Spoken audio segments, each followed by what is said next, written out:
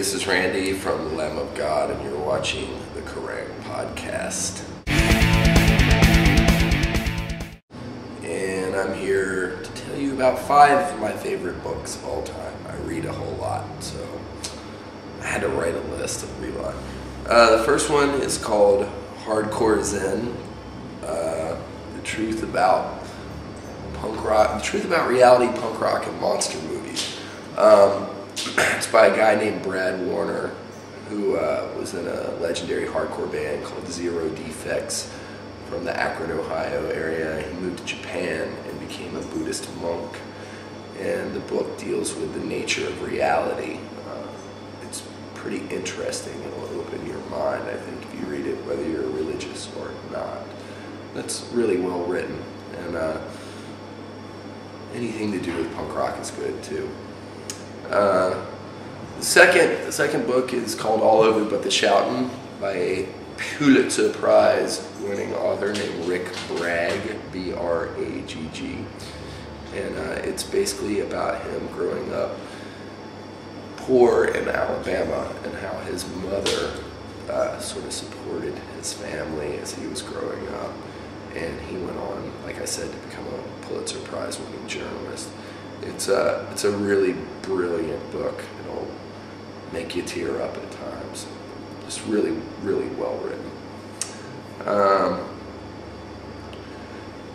It's kind of a standard for rock guys, but Notes of a Dirty Old Man by Charles Bukowski. It's a collection of, I believe it was columns he did for a smaller magazine. And it has a lot to do with whoring and drinking, you know. 2 of my favorite subjects over the years, I guess. Not necessarily, you know, me doing those things, but, you know, he writes really well about that. It's kind of a savage, desperate kind of vibe. And that's Bukowski. If you haven't read any of him, just read that or read Post Office. He's amazing. Next book is A Movable Feast by Ernest Hemingway. It's sort of a memoir, but sort of not. It could be sort of fictitious. It's an account of him moving to Paris and particularly hanging out there in the 1920s. There was a large American expatriate literary and art movement going on in Paris in the 20s. You know, Hemingway and Fitzgerald and all those people, Gertrude Stein. So I'm very fascinated by that period. I've actually gone back and walked through Paris and gone to a lot of the same cafes that used to hang out. But A Movable Feast by Hemingway is a recollection of those times. And it's a really cool book. Read it before you go to Paris. And the last book I'm going to mention is Beach Music by a guy named Pat Conroy. He's from South Carolina.